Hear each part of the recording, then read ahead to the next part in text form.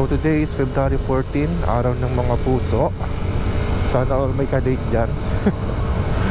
Ay, nako. Ngayon ay magde-date lang kami ng motor ko. So for today's video ay magta-top speed tayo ng motor. Ito ang Yamaha SJ150. So susubukan natin ang kanyang full potential. Pero syempre kailangan natin ng maluwag-luwag na daan. So papunta pa lang ako dun. Dito kasi sa lugar namin wala ganong maluwag. Marami kasing bahay dito Lalayo pa ako para makakita ng magandang lugar. Ginanais mong bumili ng motor na to. Gusto mo din malaman yung kanyang power.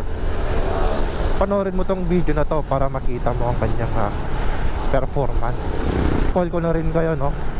Ang top speed lang nitong motor na to ay 150cc siya. Pero 110 lang ang top speed niya. Hindi ka naniniwala? Sige, ipapakita ko sa inyo. 110 to 113. Hindi ko pa siya napapaabot ng 115 to 120. As in, hindi ko pa siya napapaabot ng 120 to. Nang all stock syempre. Hindi naman ito kargado. Wala pang pesang napapalitan. So kung makikita nyo, napaka open lang daan, diba? Kasi umaga pa lang po, no? Sa tingin ko 7 o'clock pa lang ng umaga. Ayoko kasi magmabilis sa isang daan kapag marami ng sasakyan. Pipiliin natin yung kalsada kung saan tayo magta-top speed at kung saan tayo haharurot. Dahil hindi lahat na kalsada ay safe. Minsan lalo na kapag hindi natin kabisado. Halimbawa tayo yung nagra-ride, tapos may nakita tayong mahabang diretsyo. Nako, sino ba naman ng hindi hahataw dyan? Diba? Sigurado kahit ikaw hahatawin mo yung diretsyo na yan.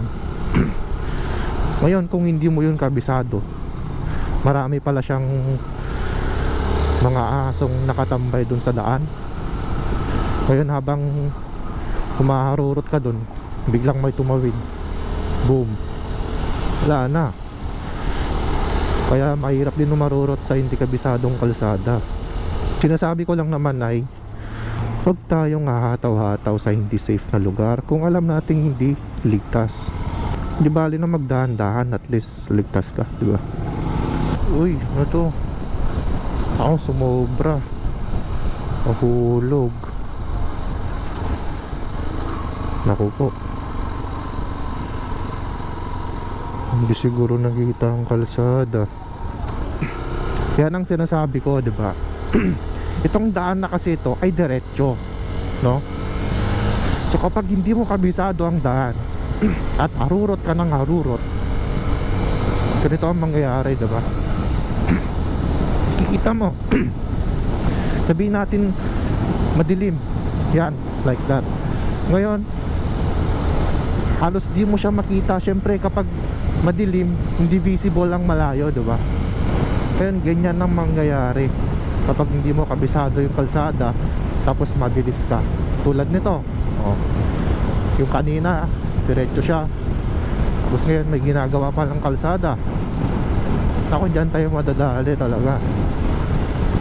Kaya ingat-ingat na lang sa atin. Kaya minsan mahirap din magmabilis, lalo na kapag madilim, dahil hindi visible yung malalayo, hindi natin siya makikita. Kasi biruin mo kung gabi, tignan mo, wala kang makitang street light dito.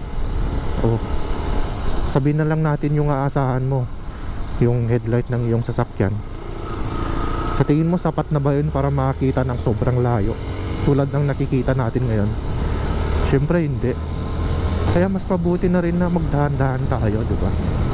So, dito na tayo sa lugar kung saan tayo magta-top speed. Yan, mahabang diretsyo. So kabisado ko to. Wala gaanong aso. tsaka kukunti yung sasakyan, no? So syempre simulan natin sa kanyang sprocket. So nagpalit ako ng sprocket nito. Ang nakalagay dyan ay 1440. So stock pa rin yung sprocket sa harap, stock rin ang kadena. Nagpalit lang ako ng sprocket sa likod, 40 teeth po yan. At saka nagpalit ako ng e-power CDI no limit. Yung CDI na nilagay ko ay e-power no limit siya. Ibig sabihin, kapag no limit ay umaabot po siya hanggang red line, no? Kasi ang stock CDI po niya ay hanggang 9,000 RPM lang to 10,000, no? Ngayong nag no limit ka, aabot na yan ng 12,000 RPM. So yun ang ibig sabihin ng no limit. Nilalagpasan niya yung limitasyon ng kanyang RPM. Sige, i-apply natin ang power to weight ratio. Stock sa gulong, stock ang gulong sa harap. Sa likod nagpalit ako ng 120 by 70 by 17 na journey. So 120 na yan. At meron tayong top box bracket. At ang height ko ay 5'9", at ang kilo ko naman ay 80 kilograms. At ang kilo ng motor ay 134 kilograms. Ngayon, ang gagawin kong RPM ay hanggang 9,000 RPM lang. Ngayon, may iba dyan na magsasabi na paabutin ko ng 10,000 RPM to 11,000 RPM kasi dudulo siya, no? Pwede. Kaya lang ayaw kong gawin sa motor ko dahil pang araw-araw ko to ginagamit at hindi ito pang racing, no? Tsaka hindi ko kaya gawin sa motor ko yun. Parang nakakawa sa makina, diba? Ang ginagawa ko nga lang dito, pinapaabot ko ng 8,000 RPM hanggang 9,000 RPM lang ako. Hindi ko na pinapapunta ng 10, 11 o 12. Kasi based lang sa experience ko, 6,000 RPM maririnig mo na yung iyak ng makina, no? Humihiyaw na siya doon.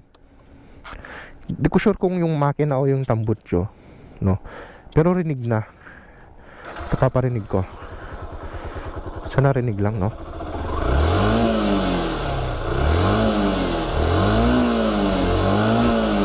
Yun.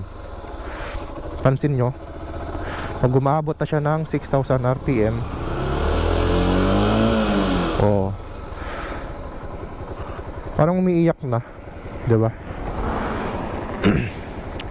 So ngayon, tetestingin na natin ganyang top speed, no? Ingat-ingat din. So, let's go.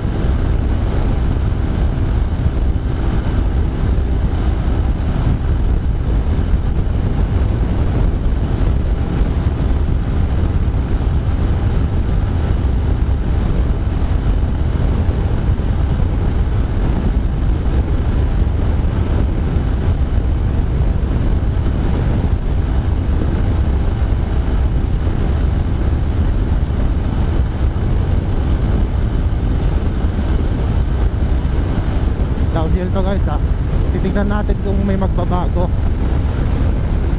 Downhill.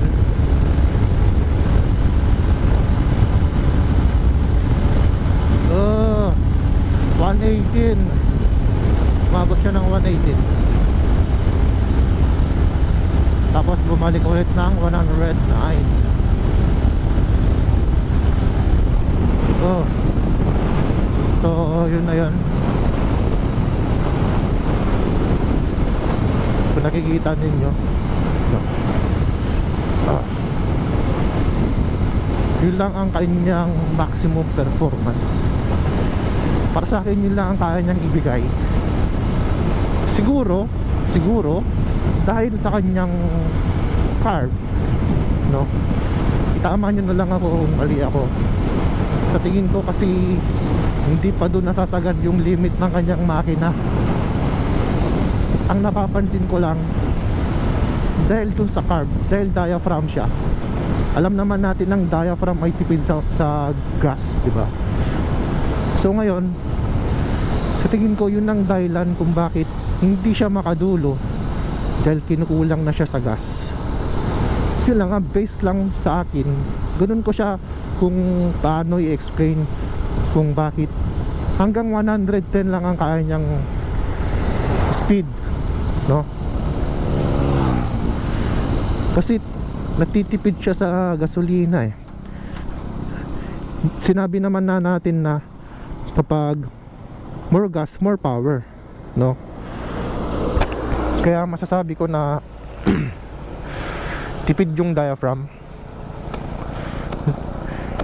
Kinukulang siya ng gas sa dulo. Kaya hanggang 110 lang. As in, first time ko, ngayon ko lang nakuha na mag 118 siya sa downhill. Kasi last time hanggang 110 to 15 lang siya. Pero nakuha ko ng 118 ngayon. So tayo babalik at titignan ulit kung ilan ang magiging top speed, kung may pagbabago ba o ganun pa rin. So kung mapapansin nyo taas baba itong kalsada, wala na po kasing daan na diretso dito, tapos ganito ka open ito sa lugar namin. May mga mahabang diretso na patag pero marami ng sasakyan. Hindi na safe yun, diba? Syempre safety first pa rin, dahil magta-top speed tayo ng motor. Big sabihin nun kailangan din natin maging ligtas. Hindi lang para sa ating sarili, kundi para din sa ibang tao, no? Para hindi tayo makadamay ng iba. Dahil yung iba dyan na driver, sila yung naghahanap buhay lang ng maayos. Tapos may mga kamote na bigla na lang babangga, matidisgrasya, madadamay sila. Syempre hindi rin maganda yun, no? Kailangan safety sa sarili mo, safety din sa ibang tao. Ganun.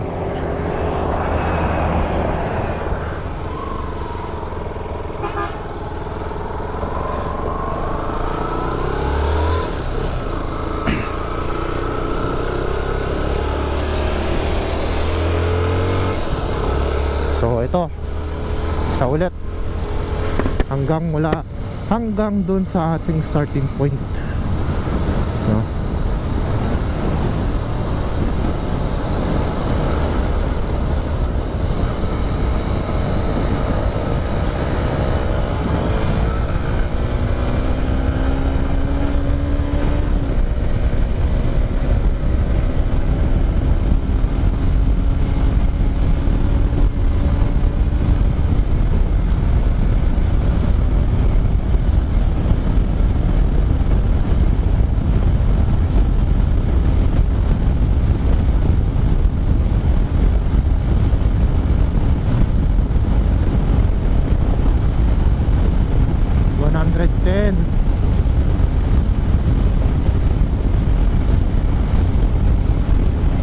Yan ang sinasabi ko, diba?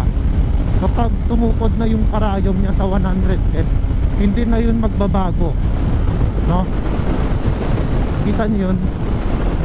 Ang tagal nun, hindi na siya nagbago. Pababa pa to, pababa pa to. Para siyang kinukulang sa gas kinukulang siya ng bigay. Ganun ko siya kung paano i-explain kasi. So kung mali ako, ay huwag kayong mayang itama ako sa comment section, diba?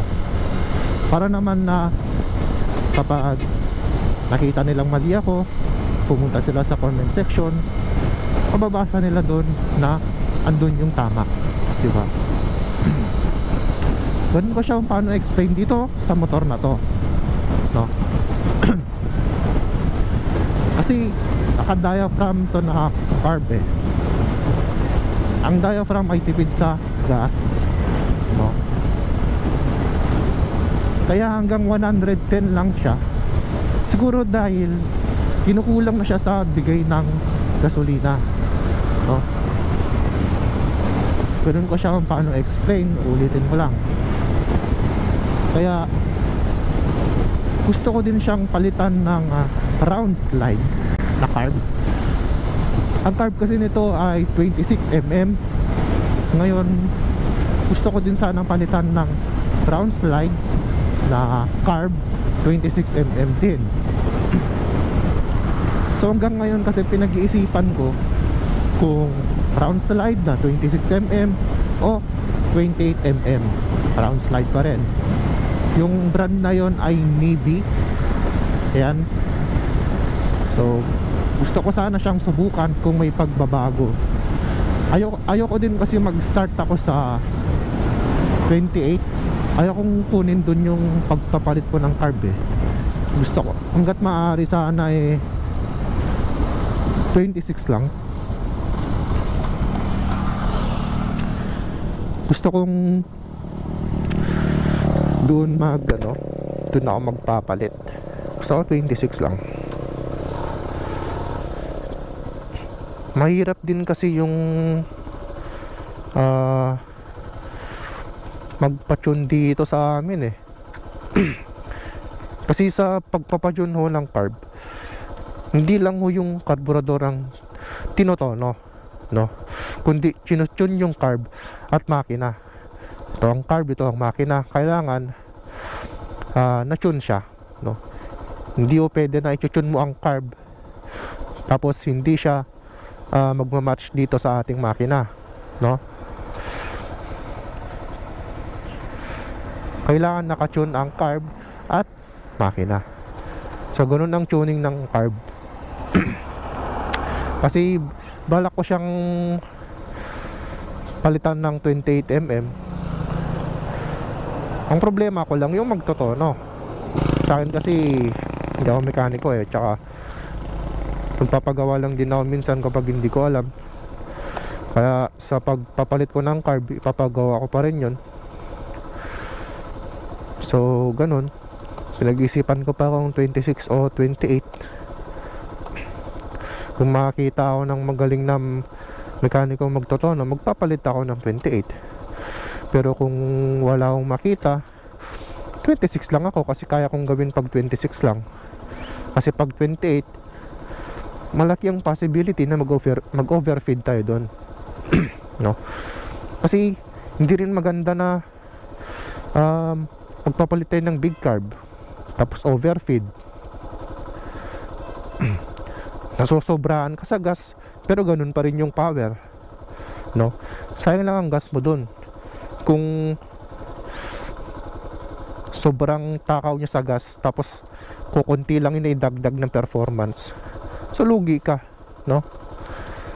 Kailangan mo talagang i-match yung carb at makina para makuha mo yung maximum performance ng carb.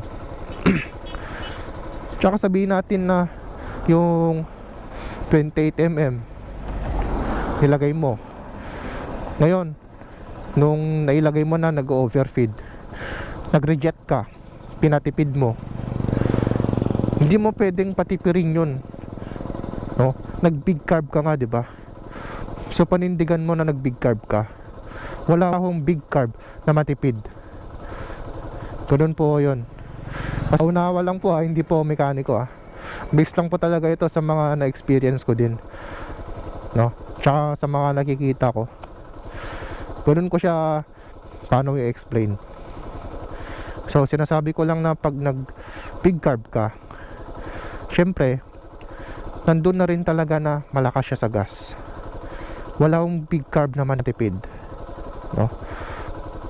i-reject mo, patitipirin mo siya, pero mawawala yung performance niya. Pag pinatipid mo na yung carb, nag-reject ka, yung performance na ina-expect mo, hindi na niya maibibigay, diba? So ganun ko i-explain. So kaya dito sa ating motor, hanggang 9,000 RPM na yon, 110 lang talaga ang top speed niya. So nung medyo downhill kanina, 118 sabihin na lang natin, hindi ko siya umabot ng 120, no? Pero babalitaan ko naman kayo kapag nagpalit na ako ng carb, kasi hanggang ngayon pinag-iisipan ko pa kung 26 o 28. Kaya syempre kung interesado ka, huwag ka nang mayang mag-subscribe, diba? Para naman updated ka sa mga bago kong upload na video. So sa lahat ng mga sinabi ko ay based lang sa aking experience o naramdaman dito sa motor na to, no? Kung mali ako, ay syempre huwag kayong mayang itama ako sa comment section, diba? At nang matuto ako at matututo din yung ibang tao, diba? Mag-share tayo ng ating knowledge, ng mga nalalaman sa iba't ibang tao. Huwag nating ipagdamot, no? So kung may mali sa mga nasabi ko, huwag mahiyang itama, at mababago ang ating pananaw dahil tayo ay natuto. Tama ba? Alright. O yun, hanggang dito na lang. Sana ay naunawaan nyo yung mga sinabi ko patungkol sa motor na to, at patungkol sa pagpapalit ng carb niya kung gusto nyo madagdagan ng kanyang performance. So hanggang dito na lang. Hanggang susunod ulit. See you next vlog. TG Moto.